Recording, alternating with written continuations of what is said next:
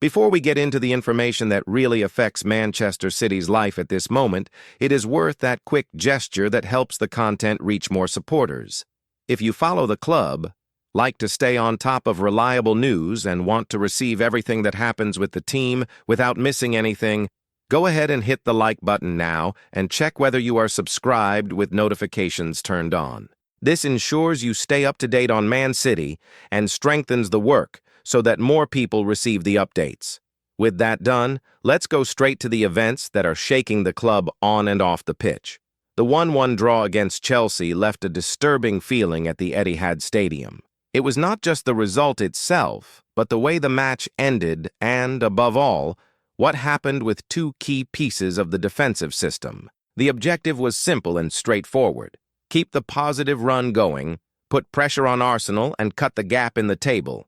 For a large part of the match, the plan seemed under control.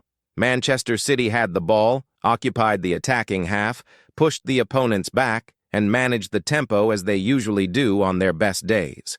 The goal scored by Tijani Reinders before the break gave the impression that the team was on its way to victory. Erling Haaland still struck the woodwork and constantly caused problems for Chelsea's backline, which only reinforced the idea that the second goal would appear at any moment. However, football insists on defying predictions.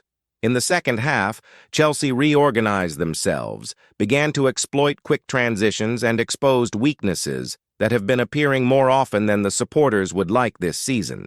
City had chances to kill the game, did not take them, and in stoppage time, Enzo Fernandez found the space he needed to equalize, leaving a bitter taste of a missed opportunity.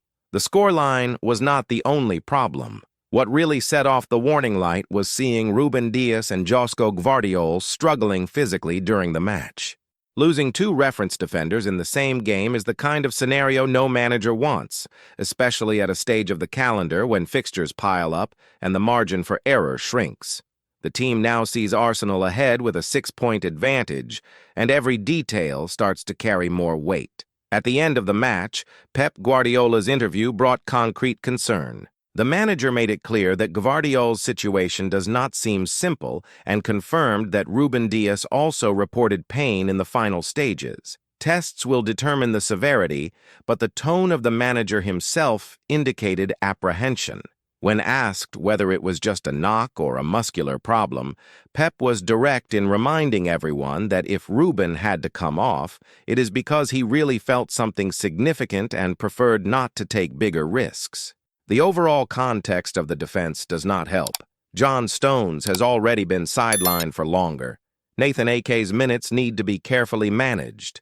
And now there are doubts over Dias and Gvardiol. This forces a rethink of the shape of the back line and increases the responsibility on players like Manuel Akanji, as well as opening space for youngsters who are looking to establish themselves. In a calendar that includes the Premier League, domestic cups, and European commitments, the way City handle this run with a depleted defensive unit could define a large part of how the season ends.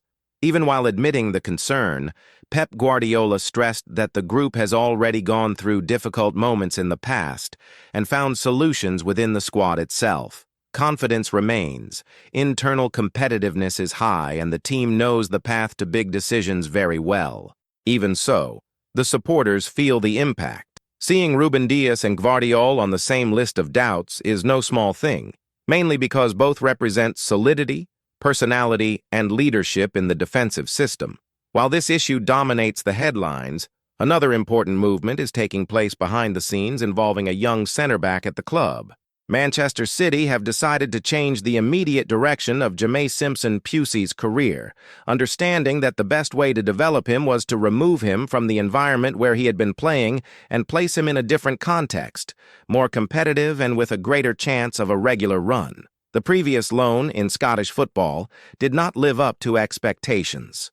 Minutes on the pitch were scarce, opportunities were slow to appear, and the defender's development process became stuck. Faced with this scenario, the club chose to cut short his spell there and look for an alternative that would truly accelerate the growth of the 20-year-old. The message had always been clear.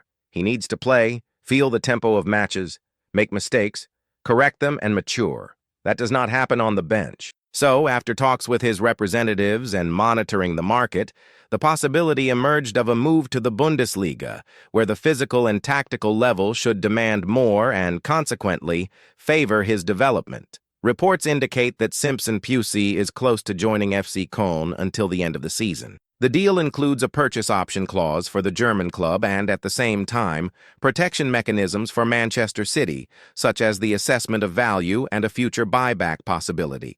This shows that, although the club is allowing the player to follow another path, City are not ruling out the idea of him becoming part of their plans again if he performs convincingly in Germany.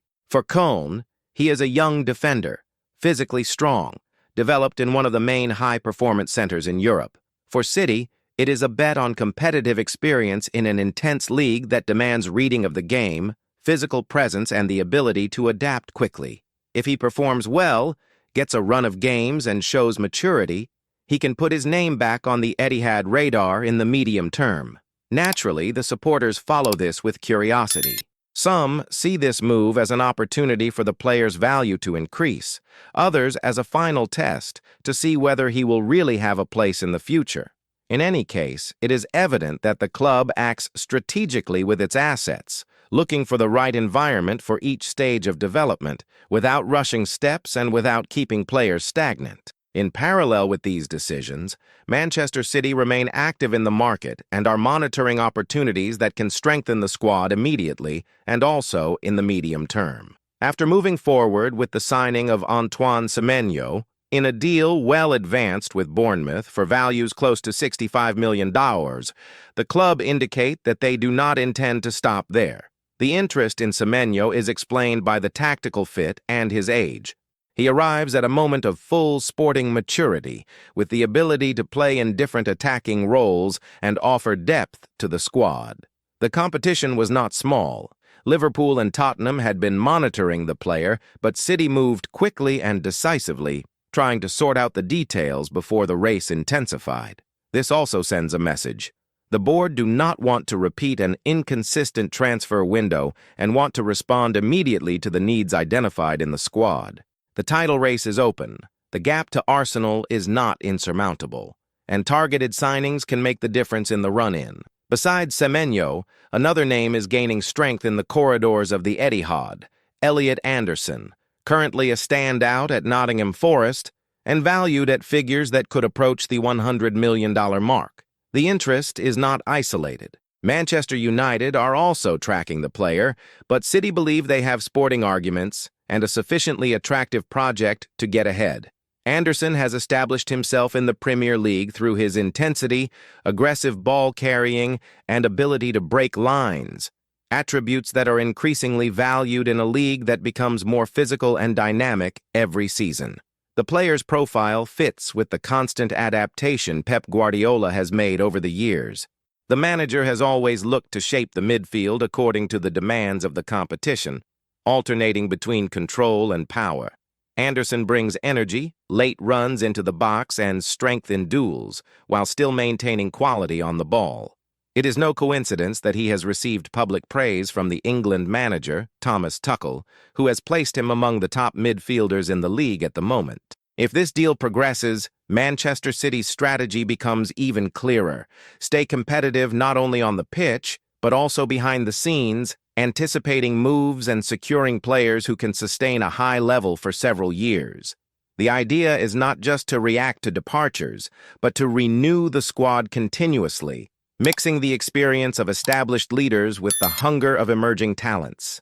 All this is happening while supporters try to balance different feelings. On one hand, there is concern about the injuries to Ruben Dias and Joško Gvardiol and the team's defensive consistency. On the other, there is excitement about possible signings such as Antoine Semenyo and the expectation of a big-money investment in Elliot Anderson. This is a moment in which the club seemed to be living several chapters at once. Title race, squad management, a hot transfer market, and structural decisions for the near future. None of this is simple, and that is precisely why it attracts so much attention. Manchester City have got used to living with intense pressure, huge expectations, and the constant need for results. Every injury matters, every dropped point hurts, every signing is analyzed in detail. But it is exactly in this environment that the club have built their recent years of success, combining planning, market intelligence, and an ability to respond quickly to adversity. In this context of many fronts open, the dressing room also feels the need for unity and clarity. The players know that the season is long, that fluctuations happen, and that phases of greater physical difficulty are part of the tight European football calendar. At the same time, there is an awareness that the margin for error decreases when you are chasing the league leaders. That is why every detail becomes fuel to maintain focus. Internal meetings, one-to-one conversations, and tactical adjustments become routine so that the team can get through this period without losing competitiveness. There is an important point that helps explain the current moment. The way Manchester City have built their recent identity has been based on emotional control and the ability to react. In previous seasons, the team have already found themselves behind in the standings, dealing with absences and underwhelming performances in certain stretches of the campaign, but they found answers. That does not guarantee anything, but it creates a mental reference. When you look back and realize you have already overcome difficult scenarios, it becomes easier to believe you can repeat that path. The supporters, in turn, experience the classic mix of anxiety and confidence. The concern over Ruben Dias and Joško Gvardiol is natural because they are players who represent more than technical quality. They symbolize structure, security, and a voice on the pitch. When these names appear on the list of possible absentees, the supporter immediately starts projecting how the team will behave without them, especially in big matches where each individual duel can decide the story of the game. At the same time, the arrival of signings and intense movement in the market lifts spirits and gives the feeling that the club are not standing still, that there is an immediate response to problems. The medical department now takes on a silent but decisive role. Recovering players in an appropriate time frame without rushing is crucial so as not to turn a short-term problem into a long-term absence. The balance between sporting need and the player's health is constantly tested. Haste can be costly, and in recent years, City have shown that they prefer to protect the player when they identify a high risk of aggravation. This responsible stance also contributes to the squad's trust in the club's structure. On the tactical side, the possible simultaneous absence of Ruben Dias and Gvardiol forces changes. Alternative systems may be adopted according to the opponent, and the versatility of players like Akanji and Ake becomes even more valuable.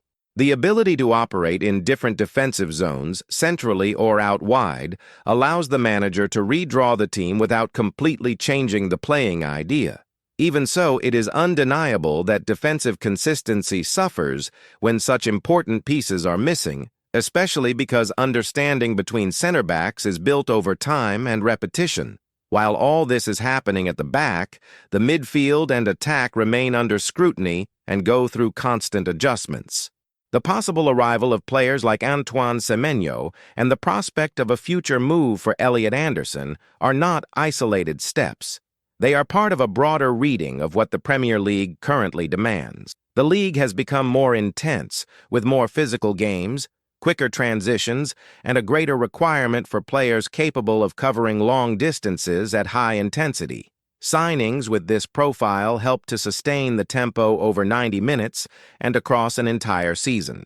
Semenyo, with his mobility and ability to attack space, offers the manager options in matches where the opposition sit deep in a low block. Anderson, with strong ball carrying and late runs from midfield, broadens the range of solutions in the middle of the park. This reduces the dependence on specific players and prevents major dips in performance when someone is unavailable. It is a way of shielding the team against unforeseen events, keeping them competitive in different competitions. Within this planning, the concern with generational renewal is also clear.